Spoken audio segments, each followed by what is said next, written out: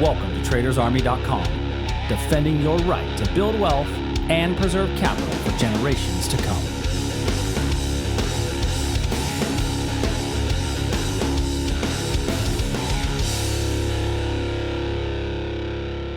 What's up, everybody? It's Hump Day. It's the Wednesday morning edition of the Daily Market Commentary. I'm your host, Chuck Fulkerson. I hope everybody had an amazing day yesterday and was able to survive our sell-off in the market. I know that it was a big sell-off.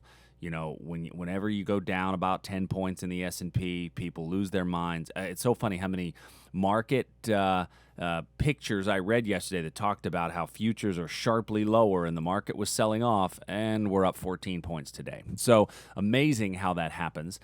We have continued this strong rally higher, and we're going to do what we do each and every day. We're going to take a look at our markets, and today a specific lesson on the 6 candle rule and what it can do to keep us out of trades that aren't working out our way. If you're new to the channel, do me a favor, click the subscribe button, hit the notification bell so you get the alerts and the updates, and make sure you turn on all those notifications so that when we go live, you can catch our YouTube live sessions. All right, let's dive in. So the S&P this morning, we're up about 14 points now, as we are continuing our rally higher. Now, yesterday I did talk about if you were very aggressive on a 15-minute scale, there was a little tiny itty-bitty wick-over-wick level. Before then, we got a bit of basing before that level, and then price popped through it. Now, I leave the line on the chart because take a look at how well that level, old resistance, oftentimes acts as new support, and that's really what a fair price value area is all about. And that's what we did. We popped right up from that area. Now we're continuing to move higher this morning, and so, you know, kind of looking at what our next area will be. Looking a little further back, if I go to the hourly chart, I got to find a quality area of demand in order to get long again. I don't really have a clean one, but you know, we've been doing okay looking at breakouts above these all-time highs. So I'm going to leave that in there as a potential for later today. We saw that that's what happened in the Nasdaq. The Nasdaq gave us our breakout above the all-time high. We got a really nice pop up on the up in the overnight hours, and it's continuing to rally from that area. So if you're able to get that one, leave me a comment down below. Let me know. It's great to hear. I think a lot of this was on the I think there was Apple news that somebody told me about. I'm just saying. But we might get a little opportunity on a pullback into this region here. I'm not sure it's going to make it all that back in the next day or so. But keep an eye on this area right here, which was the origin of this slightly bigger move up yesterday. In crude oil, we had talked about the fact that my belief is that we're going to go back down around that 56 region, and that's what we saw yesterday. Price came into our little 15-minute level. Now, we did pop a little bit above that 15-minute level, but not above the prior pivot, and got a pretty good sell-off from that zone.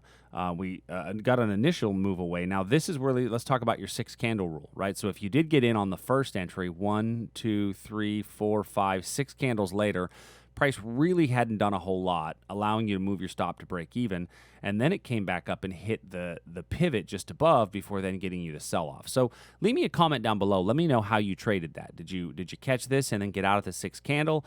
Did you stay in it a bit longer, but since your stop was above the pivot, were you okay? How did you make that transition, that trade?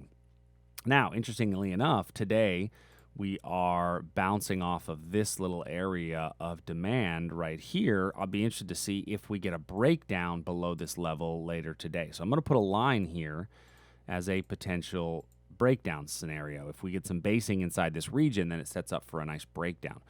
We do also have a potential reversal in this area up here, but I like the breakdown a lot better.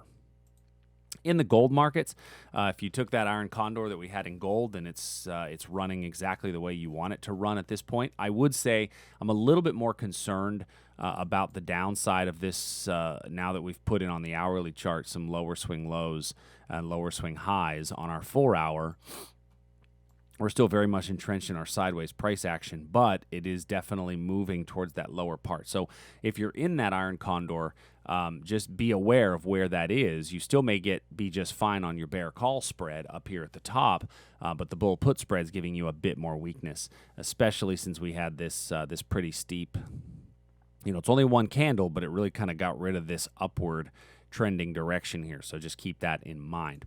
when I move to our bonds and currency markets, so yesterday we had a breakout in the bonds, and our bond breakout, if you take a look, we had our breakout, and this was after the daily market commentary yesterday. We got a little bit of basing, a little bit of breakout. 1, 2, 3, 4, 5, 6 candles later, we had really gone nowhere. So at that point, you take your stop, you move it to break even. Now, if you didn't get stopped out, your stop shouldn't really be until below the prior pivot, which would be down in here.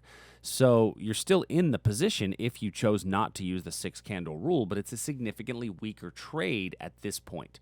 And so that's my issue with it. So you can take you can take some money off the table now. You've still got a little bit of a profit built in, but that's why we use the 6-candle rule. I will put this area here for another potential breakout area because it was an area going all the way back to here. If we see some weakness in the market, which I don't know that we will, this is actually a really nice looking potential double top. So you've got kind of a channel here that could break out one way or the other, and I'm okay with either one.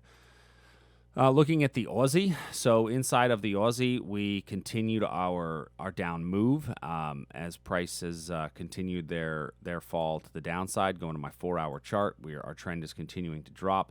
We have our demand levels a little bit further along, so you'd need to see a rally up into an area of supply a bit later. Now, the next closest one I have would be this area right here, but that's really just a retest of this area here to the left.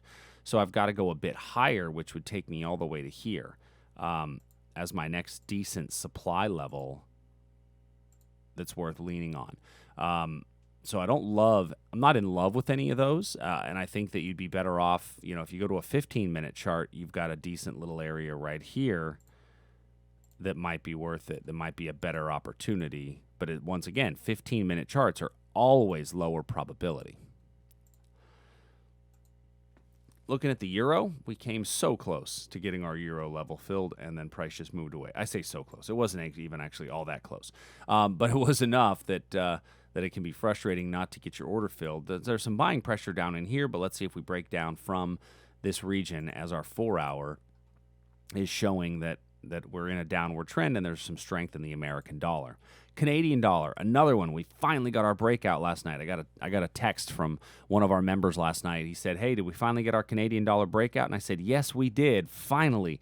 And we got our breakout, and then we got 1, 2, 3. It popped back up, 4, 5. After 6 candles, you said, "Okay, it's starting to move my way," and then it really started to not. So once again, 6-candle rule, moving things back in. We're seeing some strength in the Canadian dollar. It's come right back into our trend channel area. I still have a more bearish bias overall. This is still a downward bias, and so if you do want to re-engage it, you just got to wait for a better setup. And I could go candle to candle at this point if you so choose. And there's also the supply area up in here. Looking at our Great British Pound and Japanese Yen, inside of the pound, we did set up both of these for a potential breakdown. Neither one came anywhere near its movement, and so we've just had 2 really big expanded range candles. We would consider these speed candles, and as most of us know, speed candles do tend to get retraced. So if a speed candle tends to get retraced, let's look at this area right in here for a potential reversal if price comes back down into that area. And then in the Japanese yen, we had a potential breakout. We tapped it and then fell away, and it's still very valid. So let's keep that area in mind as of today.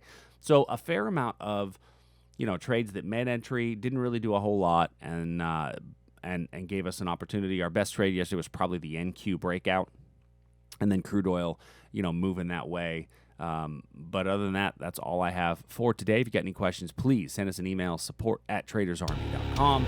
I will be back tomorrow. Talk to you soon.